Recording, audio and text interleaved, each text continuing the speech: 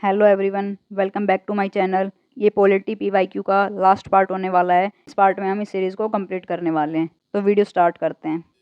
The fundamental objective of the Panchayati Raj system is to ensure which among the following. ये कह रहा है कि इसके फंडामेंटल ऑब्जेक्टिव बताने, जो कोर ऑब्जेक्टिव था जिस वजह से हम पंचायती राज इंस्टीट्यूशन लेके आए थे। ये किसके थ्रू लेके आए थे? हम 73rd कॉन्स्टिट्यूशन अमेंडमेंट एक्ट के साथ लेके आए थे। ये जब हम लेके आए, उसका मेन ऑब्जेक्टिव क्या था? ग्रास रूट लेवल पर क्या करना है? डेमोक्रेसी लेके आनी है, यानी कि डिसेंट्रलाइज करनी है चीज़ों को। डिसेंट्रलाइजेशन क्या होता है? ब्रिटिश टाइम में क्या होता था कि जो सेंटर होता था वो पावरफुल होता था। ये जो नीचे की यूनिट्स होती थी उसके लिए भी प्लानिंग कौन करता था? सेंटर करता था। लेकिन अब क्या हो गया है कि सेंटर ने अपनी पावर और इन लेवल्स के साथ भी क्या करी है? शेयर कर ली है। स्टेट को भी पावर दे दी, लोकल एरिया पर भी क्या कर दिए? पावर डिस्ट्रीब्यूट की है। तो इस चीज़ को बोल रहे हैं कि पावर क्या हो रही है? डिसेंट्रलाइज हो रही है, कि सेंटर के पास सारी पावर नहीं है, उसने अपनी पावर को रिलीज कर दिया है। ठीक है, तो मेन रीज़न था कि हमें क्या लेके आना है? डेमोक्रेटिक डिसेंट्रलाइजेशन लेके आना है। और सेकंड, लोगों का पार्टिसिपेशन इंक्रीज हो जाए। जो भी आसपास में डेवलपमेंट प्लान चल रहा है उसमें लोग पार्टिसिपेट करें। मेन ऑब्जेक्टिव ये था इसका। तो आंसर देखते हैं। People participation in development, yes बिल्कुल, अभी देखा है ना कि लोगों का पार्टिसिपेशन हो, इसीलिए हम लेके आए थे। ये मेन जो ऑब्जेक्टिव था। पॉलिटिकल अकाउंटेबिलिटी, नहीं, देखो पॉलिटिकल अकाउंटेबिलिटी जरूरी नहीं है कि पंचायती राज हो तभी आए। पॉलिटिकल अकाउंटेबिलिटी क्या होती है? जिन भी लोगों को हमने वोट देकर जिताया है, हमारा रिप्रेजेंटेटिव बनाया है, कि ये लोग हमारे लिए पॉलिसी बनाए, उनसे क्वेश्चन कर सकें, उनको हम अकाउंटेबल ठहरा सकें कि आप कोई पॉलिसी लेके आ रहे हो, उनसे हम क्वेश्चन पूछ रहे हैं कि इसका क्या फ़ायदा है, क्या नुकसान है। तो ये सिस्टम तो डेमोक्रेसी में होता ही है। ठीक है, तो ये जो अकाउंटेबिलिटी वाला सिस्टम है वो डेमोक्रेसी में होता है। ये जो चीज़ है ये पंचायती राज इंस्टीट्यूशन का कोर ऑब्जेक्टिव नहीं थी। डेमोक्रेटिक डिसेंट्रलाइजेशन, यस बिल्कुल, अभी अभी देखा ना कि हमें ग्रास रूट लेवल पर भी पावर देनी है, ताकि वो क्या कर सके? अपने लेवल पर डेवलपमेंट कर सके, डेमोक्रेसी को स्ट्रेंथन कर सके। हमने क्या कर दिया? डिसेंट्रलाइज कर दी अपनी पावर। तो ये ऑप्शन भी अपना ठीक हो जाएगा। नेक्स्ट, फाइनेंशियल मोबिलाइजेशन, नहीं भाई, इसका कोर ऑब्जेक्टिव नहीं था। नॉर्मली देखें तो इसका आंसर हो जाता, अगर ये फंडामेंटल ऑब्जेक्टिव नहीं बोलता ना तो ये आंसर हमारा हो जाता। लेकिन अभी इसमें फंडामेंटल पूछा है, कोर। इसको लाने का रीज़न ही क्या था? तो इनको लाने का रीज़न सिर्फ ये था कि लोगों का पार्टिसिपेशन इंक्रीज हो और डिसेंट्रलाइजेशन हो। और इसमें पूछा है करेक्ट आंसर, तो अपना आंसर हो जाएगा 1 और 3 C. Okay, next, consider the following statement. The minimum age prescribe for any person to be a member of panchayat is 25 years. बताओ, नहीं, ये ऑप्शन अपना गलत हो जाता है। इसकी जो मिनिमम एज है वो 21 ईयर्स है। A panchayat reconstituted after premature dissolution continues only for the remainder period. बिल्कुल, ये बात ठीक है। जो हमारी पंचायत होती है उसका पीरियड भी 5 साल का होता है। 5 साल बाद उसको क्या किया जाता है? डिसोल्व कर दिया जाता है, और फिर दोबारा से इलेक्शन होता है और नई पंचायत बन के आती है। कई बार क्या होता है कि ये 5 साल कंप्लीट नहीं हो पाते हैं, ये बीच में डिसोल्व हो जाती है किसी भी रीज़न से। मान लेते हैं अगर ये 3 साल बाद ही डिसोल्व हो गई, तो इसका कितना पीरियड बच रहा है? 2 साल बच रहे हैं। तो जो नई पंचायत बनकर आएगी वो सिर्फ 2 साल के लिए बनेगी, वो पूरी की पूरी 5 साल के लिए नहीं बनेगी, वो सिर्फ 2 साल के लिए ही पंचायत बनेगी। ठीक है, तो ये वही बोल रहा है कि ये कंटिन्यू करेगी जितना पीरियड बचा हुआ है। ओके, तो ये ठीक हो जाता है। नॉर्मली लोकसभा और स्टेट लेजिस्लेटिव असेंबली के केस में ऐसा नहीं होता है। इसके केस में क्या होता है कि 5 साल के लिए लोकसभा या असेंबली बनती है, और उससे पहले अगर डिसॉल्व हो जाती है तो जो नई असेंबली आएगी वो उसका टेन्योर 5 साल का ही होगा। वो रिमाइंडर पीरियड के लिए नहीं बनती है, वो फुल पीरियड के लिए बनेगी। लेकिन पंचायती राज में फुल पीरियड के लिए नहीं बनती है। तो इसमें पूछा है करेक्ट, तो अपना आंसर हो जाएगा बी, 2 ओनली। ओके, आगे चलते हैं। With reference to the Gram Nyayalaya act which of the following statement is और are correct? As per the act Gram Nyayalaya can hear only civil cases and not criminal cases. गलत। जो ग्राम न्यायालय हैं वो दोनों केस सुन सकती है, क्रिमिनल केस भी सुन सकती है और सिविल केस भी सुन सकती है। उसके पास दोनों केस सुनने की पावर होती हैं। तो ये ऑप्शन अपना गलत हो जाता है। Next, the act allow local social activist और मीडिएटर रिकाउंसलर। देखो, ये एक्ट क्या कहता है कि जो भी केसेस होंगे उसमें हम क्या कर सकते हैं? किसी मीडिएटर को अलाउ कर सकते हैं, वो आएगा और दोनों पार्टी के बीच में मीडिएशन का काम करेगा। तो ये स्टेटमेंट अपनी ठीक हो जाती है, और इसमें पूछा है करेक्ट, तो अपना आंसर आ जाएगा बी। ओके, आगे चलते हैं। Local self government can be best explained as an exercise in. इसमें हमें लोकल सेल्फ गवर्नमेंट के बारे में बताना है। तो ये देखते हैं, क्या ये फेडरलिज्म है? नहीं। फेडरलिज्म क्या होता है कि जो फेडरेटिंग यूनिट्स होती हैं उसके बीच में पावर का डिस्ट्रीब्यूशन होना, इक्वल पावर का डिस्ट्रीब्यूशन होना। डेमोक्रेटिक डिसेंट्रलाइजेशन, यस बिल्कुल, अभी तो हमने पढ़ा है ना ये 73rd कॉन्स्टिट्यूशन में कि ये क्या करता है, डिसेंट्रलाइजेशन करता है, पावर्स को नीचे लेवल तक भी डिस्ट्रीब्यूट करता है। आगे चलते हैं। With reference to anti defection law in India consider the following statement. हमें एंटी डिफेक्शन लॉ के बारे में बताना है। एंटी डिफेक्शन लॉ के बारे में कहाँ लिखा हुआ है? 10th शेड्यूल में लिखा गया है और ये 52nd कॉन्स्टिट्यूशन अमेंडमेंट एक्ट से लेके आया गया था। पार्टी का कोई मेंबर है वो क्या करता है, अपनी पार्टी से रिजाइन करके दूसरी पार्टी को ज्वाइन कर लेता है तो उसको डिस्क्वालीफाई कर दिया जाता है अपनी पोस्ट से। और 3-4 और रीज़न होते हैं कि जैसे कोई एक इंडिपेंडेंट मेंबर है, वो इलेक्ट हो जाता है, वो जीत जाता है और फिर वो क्या करता है, जीतने के बाद किसी पार्टी को ज्वाइन कर लेता है तो उस केस में उसको भी डिस्क्वालीफाई कर दिया जाएगा। दूसरा क्या होता है, नॉमिनेट मेंबर। नॉमिनेटेड मेंबर कौन होते हैं? जिनको प्रेसिडेंट अपॉइंट करते हैं। अगर वो लोग क्या करते हैं, किसी पार्टी को विदिन 6 मंथ ज्वाइन करते हैं तब तो ठीक है, लेकिन अगर 6 महीने के बाद उसको ज्वाइन करेंगे तो उसको भी डिस्क्वालीफाई कर दिया जाएगा उसकी पोस्ट से। ऑप्शन देखते हैं। The law specifies that a nominated legislator can not join any political party within 6 month of being appointed to that of house. नहीं, ये गलत हो जाता है। जो नॉमिनेटेड मेंबर होता है उसको वो क्या कर सकता है, 6 महीने तक तो किसी पार्टी को ज्वाइन कर सकता है, लेकिन 6 महीने के बाद किसी पार्टी को ज्वाइन करता है तो उसको डिस्क्वालीफाई कर दिया जाता है। तो 6 महीने से पहले पहले कर सकता है। ये क्या कह रहा है कि वो ज्वाइन नहीं कर सकता 6 महीने के अंदर अंदर? नहीं, ये गलत हो जाता है, वो ज्वाइन कर सकता है।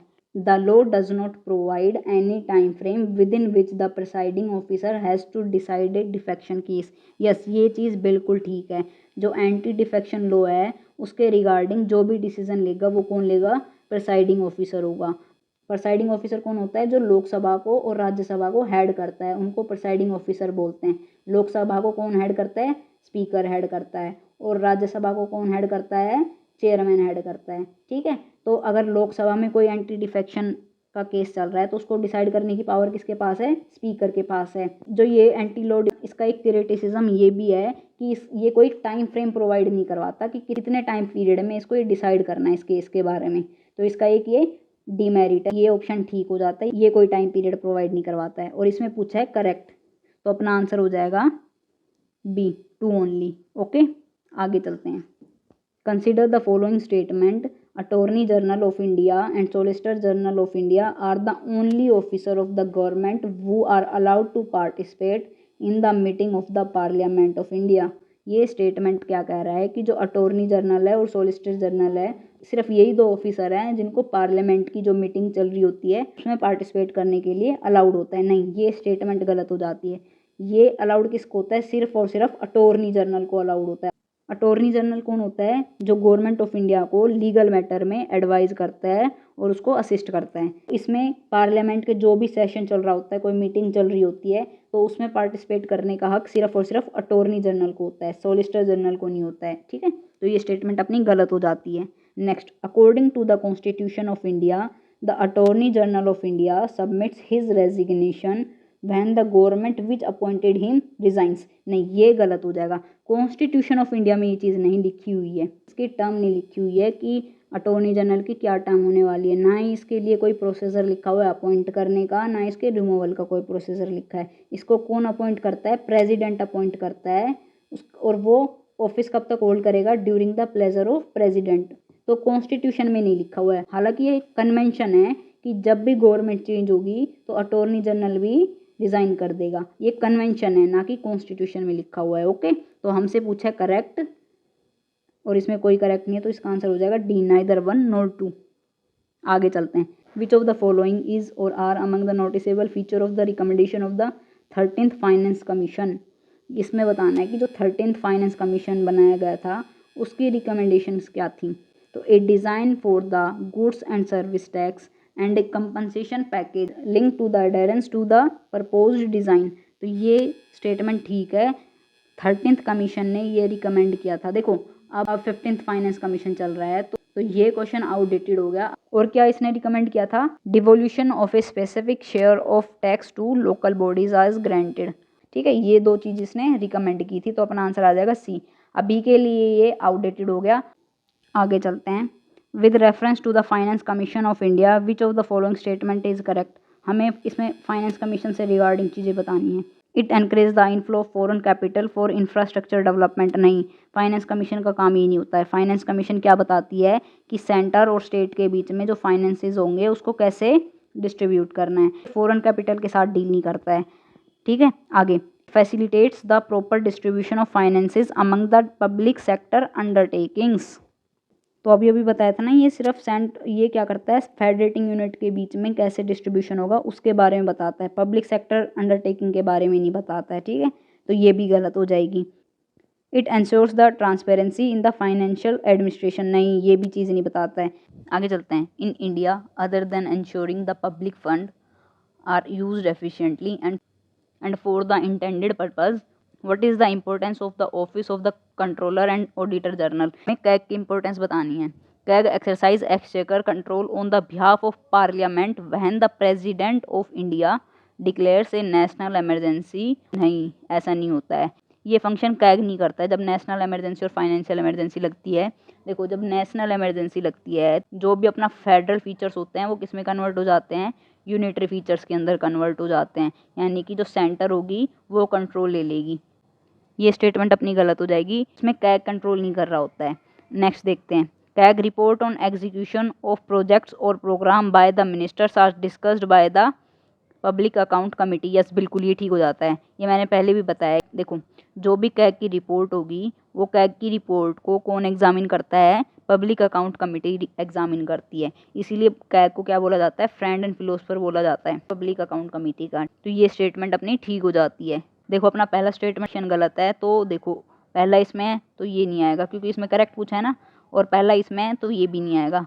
तो अपने पास बचा बी और सी, एंड टू दोनों में कॉमन है, तो दो तो हमारा ऑप्शन होगा ही होगा। आगे देखते हैं, थर्ड देखते हैं। Information from CAG report can be used by the investigation agency to press charge against those who have violated the law while managing public finances. Yes, ये बिल्कुल ठीक हो जाता है। अगर कोई इन्वेस्टिगेशन करनी होती है तो जो भी इन्वेस्टिंग एजेंसी होगी वो कैग की रिपोर्ट को यूज़ कर सकती है। किस केस में, जब कोई पब्लिक फाइनेंस लॉ को वायलेट करता है तो ये स्टेटमेंट अपनी ठीक हो जाएगी। आगे देखते हैं। While dealing with the audit and accounting of the government company, CAG has certain judicial power for the prospecting those who violates the law। नहीं, ये स्टेटमेंट गलत हो जाती है। अपना जो कैग है ना, कैग के पास जुडिशियल पावर नहीं है, वो अपनी एडवाइजरी बॉडी होती है। तो अपना आंसर हो जाएगा 2 और 3 सी। ओके, आगे चलते हैं।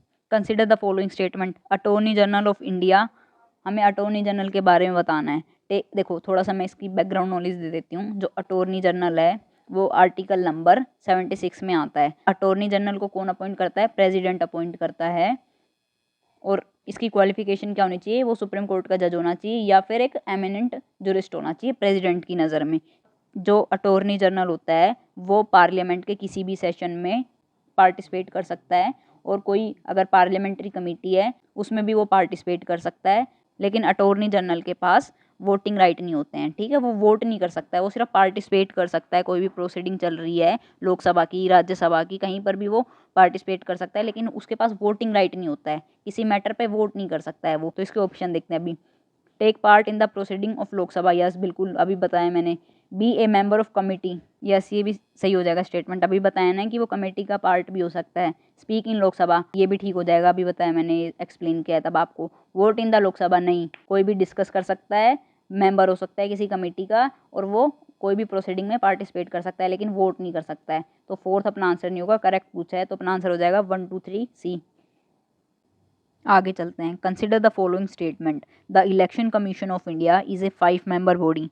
देखो, पहले मैं ना आपको थोड़ा इलेक्शन कमीशन के बारे में बताती हूँ। तो इलेक्शन कमीशन ऑफ इंडिया है हमारा, वो क्या है, एक कॉन्स्टिट्यूशनल बॉडी है। यानी कि कॉन्स्टिट्यूशनल बॉडी का मतलब क्या है कि इसके बारे में प्रॉपरली कॉन्स्टिट्यूशन के अंदर लिखा हुआ है। सो इलेक्शन कमीशन ऑफ इंडिया के बारे में कहाँ पर लिखा हुआ है, पार्ट 15 में लिखा हुआ है, आर्टिकल नंबर 324 टू 329 में। So election commission of India election conduct करवाता है। किस किस के करवाएंगे, पार्लियामेंट की इलेक्शन करवाएगा, स्टेट लेजिस्लेचर की इलेक्शन करवाएगा, प्रेसिडेंट के करवाएंगे, और वाइस प्रेसिडेंट के इलेक्शन करवाता है। इलेक्शन कमीशन ऑफ इंडिया है, ये मल्टी मेंबर बॉडी है। ठीक है, मल्टी मेंबर बोले तो इसमें एक से ज़्यादा मेंबर होंगे। ओरिजिनली इसका एक मेंबर होता था, chief election commission of India होते थे, लेकिन अब इसको मल्टी मेंबर बॉडी बना दिया गया है। और कितने मेंबर होंगे ये कौन डिसाइड करेगा? वो प्रेसिडेंट डिसाइड करेगा। और एट प्रेजेंट अभी 3 मेंबर है इसमें, 1 चीफ इलेक्शन कमिश्नर है और 2 इलेक्शन कमिश्नर होंगे। इसका फिक्स टेन्योर होता है 6 ईयर और 65 ईयर्स। इसका मतलब क्या है? या तो वो 6 साल अपनी सर्विस कंटिन्यू करेंगे और इसकी जो मैक्सिमम एज है वो 65 है। देखो मैं एग्जांपल से बताऊं, अगर हम किसी को इलेक्शन कमिश्नर अपॉइंट कर रहे हैं तो क्या होगा? अगर मान लेते हैं वो 50 ईयर्स का है तो वो 6 साल इलेक्शन कमिश्नर रह सकते हैं, यानी कि इस केस में वो 56 ईयर्स तक वो इलेक्शन कमिश्नर रह सकते हैं, जब तक वो 56 ईयर्स के होंगे। और मान लेते हैं अगर उनकी एज 62 ईयर्स है और अब इनको अपॉइंट किया गया है तो वो सिर्फ और सिर्फ 65 ईयर्स तक ही इलेक्शन कमिश्नर की पोस्ट पे रहेंगे। यानी कि इस केस में क्या हुआ? सिर्फ 3 साल के लिए। क्यों? क्योंकि उनकी मैक्सिमम एज रीच कर गई है। और इस केस में मैक्सिमम एज रीच नहीं करी थी, लेकिन 6 साल उनके कंप्लीट हो गए थे। ठीक है, मैं थोड़ा क्लीन कर दूँ इसको। सो देखो, इसको अपॉइंट कौन करता है? चीफ इलेक्शन कमिश्नर को प्रेसिडेंट अपॉइंट करेंगे। और प्रेसिडेंट कैसे अपॉइंट करेंगे? 2023 में एक एक्ट लेके आए हैं, chief election commissioner and other election commissioner appointment condition of service and term of office act 2023। इसके अकॉर्डिंग क्या कहता है? जो प्रेसिडेंट होगा वो कैसे सर्च करेगा? एक सिलेक्शन कमेटी होगी, वो सिलेक्शन कमेटी वो नाम बताएगी प्रेसिडेंट को और वो अपॉइंट कर देंगे फिर। और इस सिलेक्शन कमेटी के अंदर कौन कौन होगा? प्राइम मिनिस्टर होंगे, यूनियन कैबिनेट मिनिस्टर होंगे और लीडर ऑफ अपोजिशन पार्टी होंगे। अगर कोई लीडर ऑफ अपोजिशन पार्टी नहीं है तो जो लार्जेस्ट अपोजिशन पार्टी होगी उसके लीडर होंगे। ठीक है, इस कमेटी के अंदर वो कोई एक नाम रिकमेंड करेंगे, वो प्रेसिडेंट के पास जाएगा और प्रेसिडेंट उनको क्या कर देगा? अपॉइंट कर देगा। और उसको रिमूव करने की पावर भी प्रेसिडेंट के पास होती है। तो ये थोड़ी सी बैकग्राउंड नॉलेज थी इलेक्शन कमिश्नर के बारे में। अभी आगे चलते हैं। तो स्टेटमेंट क्या कह रहा है? The election commission of India is 5 member body. नहीं, गलत, ये मल्टी मेंबर बॉडी है और एट प्रेजेंट 3 मेंबर्स हैं इसके अंदर, 5 नहीं है, तो ये गलत हो गया। तो पहला गलत हो गया तो ये अपना ऑप्शन ये चला गया। अब दूसरा देखते हैं। The union minister of home affairs decide the election schedule for the conduct of both general election और बाई इलेक्शन। नहीं, गलत, इसमें मिनिस्ट्री ऑफ होम अफेयर्स का कोई रोल नहीं है। अगर ये काम होम मिनिस्ट्री करने लग गई तो फिर इलेक्शन कमीशन हमने क्यों बनाया है? इलेक्शन कमीशन का काम ही यही होता है कि वो उसको इलेक्शन करवाने हैं, चाहे वो जनरल इलेक्शन हो या बाई इलेक्शन होते हैं। ये होम मिनिस्ट्री नहीं करवाती, इलेक्शन कमीशन करवाता है। ओके, तो ये स्टेटमेंट भी गलत हो जाती है। तो ये भी ऑप्शन गया, ये भी गया। अब अपना आंसर आ गया 3 करेक्ट। थर्ड भी देख लेते हैं अभी। Election commissioner resolves the dispute relating to split merger of recognised political party. Yes, बिल्कुल, ये डिस्प्यूट को रिजोल्व करता है। किस केस में? स्प्लिट और मर्जर के केस में। तो ये स्टेटमेंट अपनी ठीक हो जाती है, अपना आंसर आ जाएगा डी। आगे चलते हैं। At the national level which ministry is the nodal agency to ensure effective implementation of the scheduled tribe and other traditional forest dweller recognition of forest right act 2006। तो हमें इसमें नोडल एजेंसी बतानी है। तो ये कॉमन सेंस से बताओ भाई, इसमें ट्राइबल्स की बात हो रही है तो कौन सी मिनिस्ट्री होगी? ऑब्वियसली ट्राइबल अफेयर्स मिनिस्ट्री होगी, तो मिनिस्ट्री ऑफ ट्राइबल अफेयर आ जाएगा। आगे चलते हैं। Consider the following statement. The national development council is an organ of planning commission. नहीं, ये स्टेटमेंट अपनी गलत हो जाती है। जो नेशनल डेवलपमेंट काउंसिल है वो अलग से हमने बनाई थी, 1952 के अराउंड बनाई थी ये। ठीक है, प्लानिंग कमीशन का ऑर्गन नहीं है। हालांकि ये national development council planning commission को असिस्ट करती थी प्लानिंग बनाने में। देखो, हमने प्लानिंग कमीशन बनाया। प्लानिंग कमीशन का काम क्या था? प्लान करना, इकोनॉमिक एंड सोशल प्लानिंग करना देश के लिए, पूरी कंट्री के लिए। ठीक है, लेकिन ये कैसे काम करता था? ये टॉप डाउन अप्रोच के साथ काम करता था। क्या होता था कि सेंटर पे प्लान्स बनाए जाते थे और वो स्टेट को बता दी जाते थे कि आपको ऐसे ये प्लान बनाया है और आपको इम्प्लीमेंट करना है। तो ये होती है टॉप डाउन अप्रोच की, टॉप पर प्लानिंग हो रही है और नीचे फिर उनको बता दिया जाता था कि आपको ये चीज़ प्लान करनी है। प्लानिंग कमीशन बन गया। प्लानिंग कमीशन के बाद हमने बनाया एनडीसी, नेशनल डेवलपमेंट काउंसिल। ये क्या करती थी? ये एपेक्स बॉडी थी और ये इसको असिस्ट करती थी प्लान करने में, प्लानिंग कमीशन को। ठीक है, तो ये इसका ऑर्गन नहीं है। ओके, ये अलग बॉडी थी। और आज के टाइम में हमने इन दोनों को अबोलिश कर दिया। ठीक है, अबोलिश करके हमने क्या किया? उसकी जगह नीति आयोग लेके आए हैं। नीति आयोग का भी काम क्या है? प्लानिंग करना है। लेकिन ये क्या करती है? बॉटम अप अप्रोच फॉलो करती है। बॉटम अप अप्रोच मतलब उनको बोल दिया गया कि आप अपने प्लानिंग, आप अपने अकॉर्डिंग, अपनी नीड्स के अकॉर्डिंग प्लान बनाओ और वो ऊपर सेंटर पर सबमिट कर दो, हमें बता दो कि कैसे काम चल रहा है। तो इस केस में क्या हो रहा है? जो स्टेट है उसका एक्टिव पार्टिसिपेशन हो गया प्लानिंग में। तो ये स्टेटमेंट अपनी गलत हो जाती है। आगे देखते हैं। The economic and social planning is kept in the concurrent list in the constitution of India. Yes, ये स्टेटमेंट अपनी बिल्कुल ठीक हो जाती है। जो प्लानिंग है वो हमने कॉन्करेंट लिस्ट में रखी हुई है। कॉन्करेंट लिस्ट कहाँ पर आती है? शेड्यूल 7 में आती है। और 7 शेड्यूल 3 लिस्ट की बात करता है, union list, state list and concurrent list. Union list में जो भी सब्जेक्ट होंगे उन पर रूल कौन बनाएगा? यूनियन गवर्नमेंट बनाएगी, सेंट्रल गवर्नमेंट बनाएगी। और जो स्टेट लिस्ट में जो सब्जेक्ट होंगे उस पर रूल कौन बनाएगा? स्टेट्स बनाएंगी। लेकिन जो कॉन्करेंट लिस्ट है उसमें क्या होता है, जो सब्जेक्ट होंगे उन पर रूल बनाने का हक किसका होगा?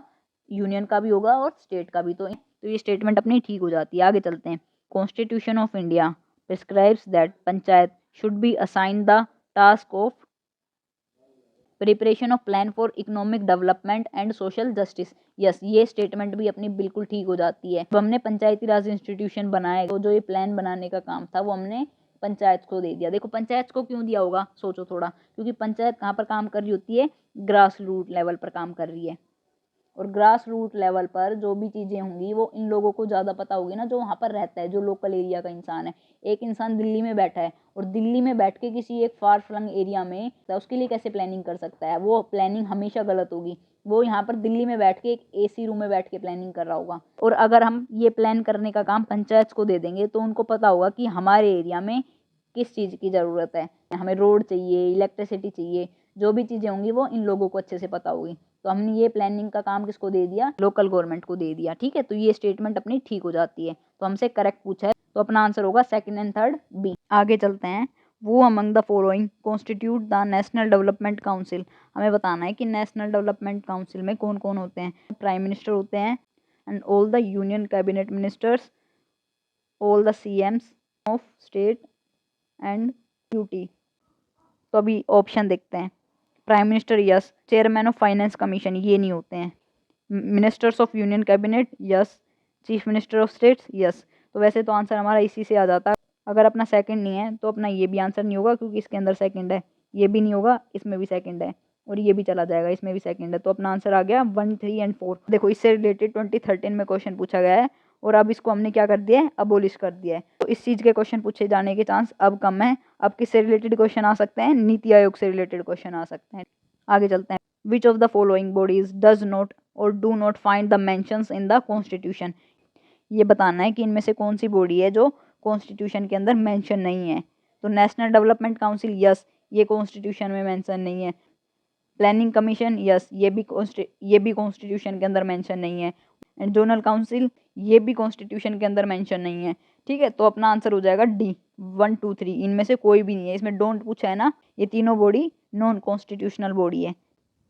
आगे चलते हैं। Which of the following are associated with the planning in India. देखो एक तो ये बोल रहा है प्लानिंग और वो भी कोर्ट में लिखा हुआ है। ठीक है, तो हमें बताना है कि इनमें से कौन सी बॉडी है जो प्लानिंग से रिलेटेड है। देखते हैं। फाइनेंस कमीशन नहीं। फाइनेंस कमीशन का क्या काम होता है? सेंटर है और जो स्टेट है उनके बीच में फंड्स को कैसे डिस्ट्रीब्यूट करना है।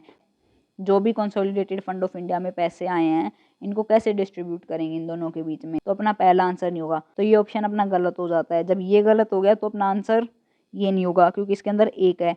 ये भी नहीं होगा, इसमें भी एक आ रहा है, और ये भी नहीं होगा, इसमें भी एक आ रहा है। तो डायरेक्ट हम आंसर पे पहुंच गए 2 एंड 5। अब आगे भी देखते हैं। नेशनल डेवलपमेंट काउंसिल यस, ये होगा। अभी हम देख के आए ना ऊपर 2-3 क्वेश्चन में इसी से रिलेटेड बात की है। Union ministry of rural development नहीं, ये जो मिनिस्ट्री है इसका काम प्लानिंग करना नहीं होता है, इसका काम डेवलपमेंट देखना है, सोशियो इकोनॉमिक डेवलपमेंट हो रही है कि नहीं। Union ministry of urban development नहीं, ये भी नहीं होगा। इसका भी क्या काम होता है कि जो अर्बन एरिया है, म्यूनसिपैलिटीज़ है, उसमें रूल रेगुलेशन कैसे चल रहे हैं, वहाँ की डेवलपमेंट कैसे चल रही है। ठीक है, तो ये भी नहीं होगा। पार्लियामेंट यस, ये अपना ऑप्शन हो जाएगा। अगर पार्लियामेंट प्लानिंग नहीं करेगा तो कौन करेगा। ठीक है, तो अपना आंसर आ जाएगा 2 एंड 5 सी। आगे चलते हैं। With reference to the union government consider the following statement. The N. Gopalaswamy Iyengar committee suggested that a minister and a secretary to be designated solely for the pursuing the subject of administrative reform and promoting it. ये statement क्या कह रहा है कि जो एक committee थी गोपाला स्वामी Iyengar committee, वो ये कहना चाह रही थी कि जो मिनिस्टर होगा और जो सेक्रेटरी होगा उसको हम क्या किया जाएगा, उसको डेजिग्नेट कर दिया जाएगा एडमिनिस्ट्रेटिव फंक्शन वगैरह के लिए। ठीक है, तो ये स्टेटमेंट अपनी गलत हो जाती है। इस कमेटी ने ये रिकमेंड नहीं किया था। इन्होंने ये बोला था कि जो मिनिस्टर का जो काम होगा वो ओवरलैप नहीं करना चाहिए सेक्रेटरी के काम से। ठीक है, इन दोनों का काम अलग अलग होना चाहिए। ओके, तो ये स्टेटमेंट अपनी गलत हो जाती है। In 1970, the Department of Personnel was constituted on the recommendation of the Administrative Reforms Commission 1966 and this was placed under the Prime Minister's charge. ये स्टेटमेंट अपनी बिल्कुल ठीक हो जाती है। 1917 में हमने डिपार्टमेंट ऑफ पर्सनल को कॉन्स्टिट्यूट किया। किसकी रिकमेंडेशन से किया था? ARC की रिकमेंडेशन से किया था। और DOP को हमने किसके अंडर चार्ज दिया? प्राइम मिनिस्टर के अंदर चार्ज दिया हुआ है। ठीक है, तो ये स्टेटमेंट अपनी ठीक हो जाती है और इसमें करेक्ट पूछा है तो आंसर हो जाएगा 2 ओनली, बी। सो ये हमारी पॉलिटी PYQ सीरीज़ का लास्ट क्वेश्चन था। हमने 161 क्वेश्चन किए हैं। मैंने पूरी कोशिश की है कि आपको इस सीरीज़ के थ्रू ये चीज़ सिखा सकूं कि ऑप्शन को कैसे एनालाइज करना है, ऑप्शन को कैसे और इन PYQ को देखकर हम कैसे इंपॉर्टेंट टॉपिक का पता लगा सकते हैं। एंड यस, इसकी PDF आपको मेरे टेलीग्राम चैनल पर मिल जाएगी। चैनल का लिंक आपको डिस्क्रिप्शन में मिल जाएगा। कल मैंने अपने टेलीग्राम चैनल को अपडेट किया है, वहाँ पर मैंने सारी NCERT प्रोवाइड करवा दी आपको 6 to 12th क्लास की। साथ में मैंने जो इम्पोर्टेंट तमिलनाडु बोर्ड की जो बुक्स थी वो भी मैंने टेलीग्राम पर अपलोड कर दी, आप जाकर देख सकते हैं। So thank you for watching, bye bye, take care, Jai Hind.